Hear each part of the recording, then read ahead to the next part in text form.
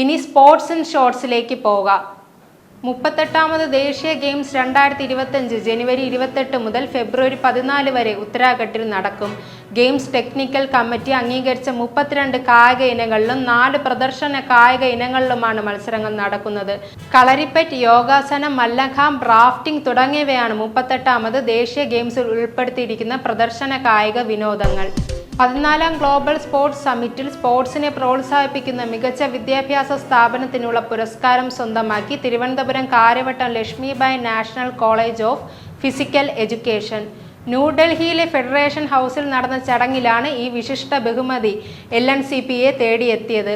കായിക വിദ്യാഭ്യാസവും ഗവേഷണവും ലോകോത്തര നിലവാരത്തിലേക്ക് ഉയർത്തുന്നതിലെ നിരന്തര പരിശ്രമത്തിനാണ് ഈ അംഗീകാരം.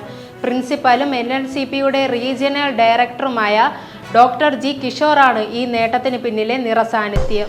സൂപ്പർ 300 കിരീടം നേടുന്ന ആദ്യ ഇന്ത്യൻ വനിതാ ജോഡിയായി ട്രീസ ജോളിയും ഗായത്രി ഗോപിചന്ദും.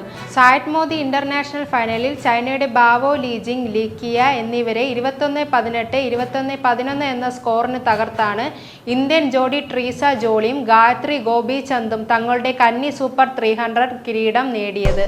കാശ്മീരിൽ വെച്ച് നടന്ന 2ാമത് പെൻസെക് സിലറ്റ് ചാമ്പ്യൻഷിപ്പിൽ കേരളത്തിന് 3 സ്വർണവും 6 വെള്ളിയും 7 വെങ്കലവും അടക്കം 16 medal. Pre teen sub junior, junior വിഭാഗത്തിൽ കേരളം 3 സ്വർണം, 4 വെള്ളി, 13 വെങ്കലവും നേടി.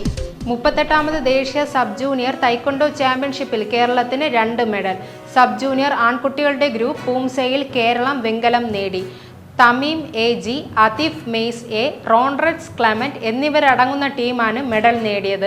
സബ് ജൂനിയർ പെൺകുട്ടികളുടെ ക്യോറോഗി അണ്ടർ 18 വിഭാഗത്തിലാണ് കേരളത്തിന്റെ 2ാം മെഡൽ.